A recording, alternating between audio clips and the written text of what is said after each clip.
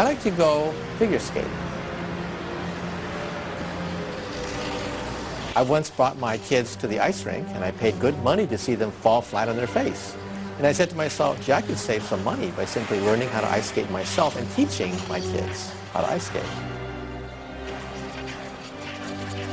Well, after a while, I began to like it more than them. And then I began to realize that there's sheer beauty and elegance of Newtonian physics here. And I feel the power of Newton's laws of motion. It's beautiful, elegant, and it's very elemental. And I began to realize that, yes, just like physics is based on symmetry, it's based on symmetry of mathematics, ice skating is based on the elegance of Newton's three laws of motion.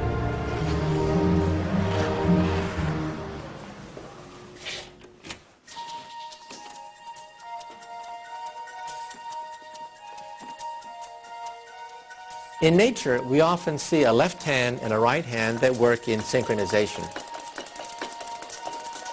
We know that the left hand, the right hand are coordinated by the brain, and they can work in concert. In terms of the universe, we have the world of the very small and the world of the very big. The world of the very small is called the quantum theory, the theory of electrons, neutrons, and protons.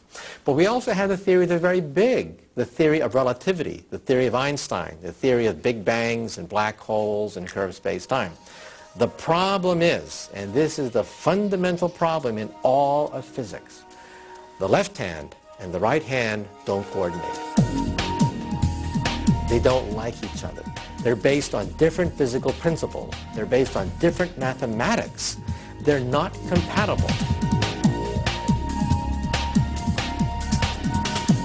Think of taking an aardvark, a whale, and a platypus, and scotch tape them together with tape and declare that to be nature's most elegant product of evolution. Well, you would laugh. This contraption, this animal glued together with scotch tape, can barely walk. Well, that's the standard model, the quantum theory. It is one of the ugliest theories known to science. No one can believe that this is the final theory. Then comes string theory.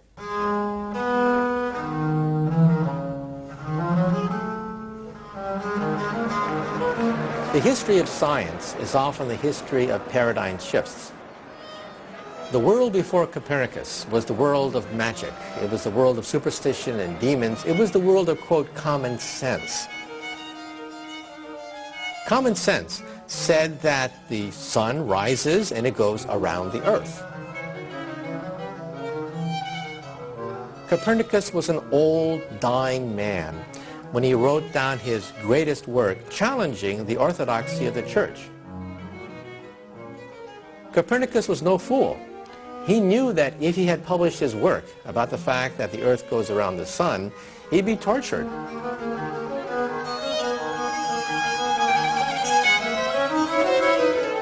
Copernicus realized that he was proposing a paradigm shift for the ages. It turns out that these paradigm shifts only take place once every few decades to centuries, but we're now witnessing a new paradigm shift.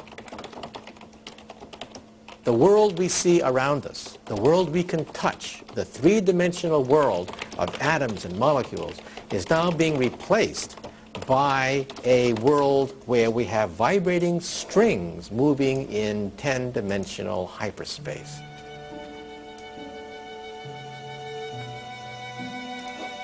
That's a paradigm shift beyond all paradigms.